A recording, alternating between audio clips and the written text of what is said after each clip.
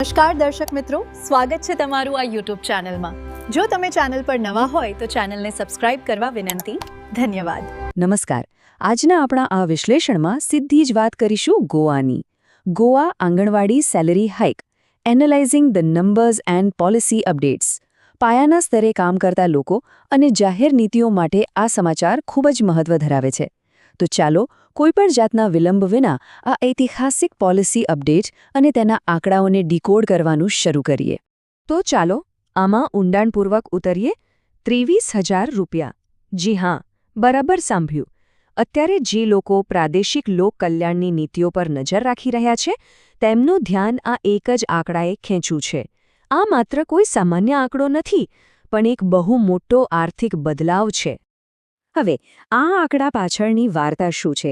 જુઓ, 23,000 રૂપિયા એ ગોવામાં આંગણવાડી કાર્યકરો માટે નવો જાહેર થયેલો મહત્તમ માસિક પગાર છે। આ એવા કાર્યકરો છે જે સમાજના સ્વાસ્થ્ય અને બાળ વિકાસ માટે બિલકુલ પાયાના સ્તરે કામ કરે છે। એટલે સ્વાભાવિક છે કે તેમના આર્થિક સ્તર માટે આ ખરેખર એક ગેમ ચેન્જર અને સકારાત્મક નિર્ણય છે। ચાલો આગળ વધીએ અને જોઈએ કે આ આખી ઘટના કેવી રીતે બની। ટાઈમલાઈન પર નજર કરીએ તો છેલ્લા 2-3 મહિના આ કાર્યકરો માટે અત્યંત તણાવપૂર્ણ હતા, કારણ કે પગારમાં ભારે વિલંબ થઈ રહ્યો હતો। પણ હવે ચિત્ર બદલાયું છે। વર્તમાન પરિસ્થિતિમાં નાણાકીય વર્ષ 2026-17ના રાજ્ય બજેટમાં આ અંગે મંજૂરી મળી ગઈ છે। અને સૌથી મહત્વની વાત, આ નવો પગાર 1 એપ્રિલ 2026થી અસરકારક ગણાશે। મતલબ કે પાછલી બાકી રહેલી રકમ પણ એરિયર્સ તરીકે ઉમેરાઈને ચૂકવવામાં આવશે। છે ને મોટા સમાચાર? હવે આ બધું કરવા માટે નાણાકીય રોકાણ કેટલું મોટું છે તે સમજવા માટે આ આંકડો જુઓ। 1,368 કરોડ રૂપિયા। જી હા, નાણાકીય વર્ષ 2026-27 માટે રાજ્ય સરકારે આટલી જંગી રકમની મંજૂરી આપી દીધી છે। જરા વિચારો, આટલી વિશાળ રકમ માત્ર પગારના વિલંબની જૂની સમસ્યાને જ કાયમી ધોરણે ઉકેલતે નથી, પરંતુ આ નવા પગાર વધારાના અમલીકરણ માટે પૂરતું ફંડ પણ પૂરું પાડે છે। તો આ બધું વહીવટી સ્તરે કેવી રીતે શક્ય બની રહ્યું છે? બાળ વિકાસ સેવા અને પુષ્ટાહાર વિભાગ દ્વારા સત્તાવાર રીતે આ ભંડોળ રિલીઝ કરવા માટે 2 સરકારી આદેશો જારી કરી દેવામાં આવ્યા છે। કાયદાકીય રીતે આ ફંડ હવે માત્ર સંકલિત બાળ વિકાસ યોજના અંતર્ગત માનદ વેતન માટે જ ખર્ચવામાં આવશે। ટૂંકમાં કહીએ તો આ ભંડોળની ફાળવણી હવે સંપૂર્ણપણે કાયદેસર રીતે સુરક્ષિત છે।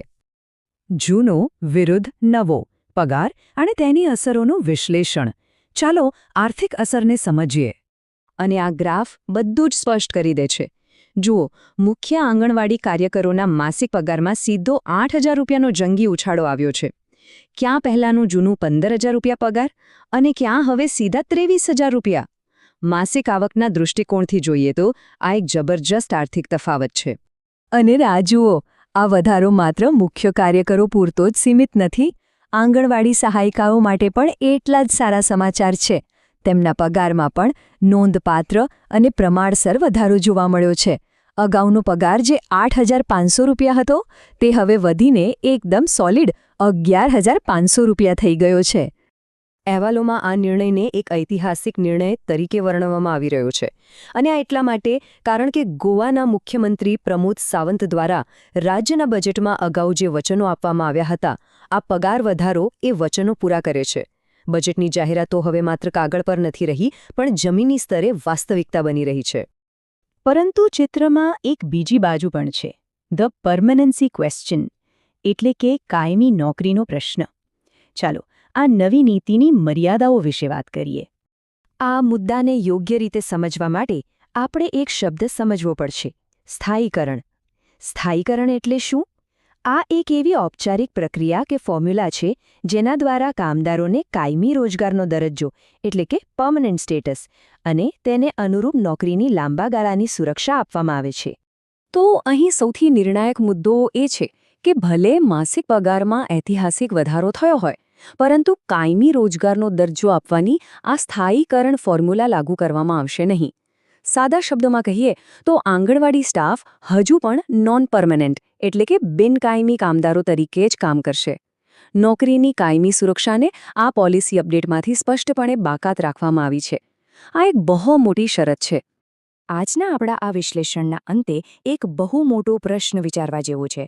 એક તરફ આંગણવાડી કાર્યકરોના માસિક વેતન ઐતિહાસિક રીતે અત્યાર સુધીના સૌથી ઉચ્ચ સ્તરે પહોંચી ગયા છે, તો બીજી તરફ કાયમી દરજાનો અભાવ હજી પણ છે. તો આ કાર્યકરોના લાંબા ગાળાના ભવિષ્ય માટે આનો અર્થ શું કાઢવો? આ આર્થિક ફાયદા અને અસ્થાયી રોજગાર વચ્ચેનું સંતુલન ગોવામાં આંગણવાડી કાર્યકરોની સામાજિક આર્થિક વાસ્તવિકતાને આવનારા સમયમાં કેવું રૂપ આપશે? આ એક એવો પ્રશ્ન છે જેના પર આપણે ચોક્કસ વિચારવું રહ્યું. આજના આ વિશ્લેષણ માટે બસ આટલું જ. ફરી મળીશું એક નવા વિષય સાથે.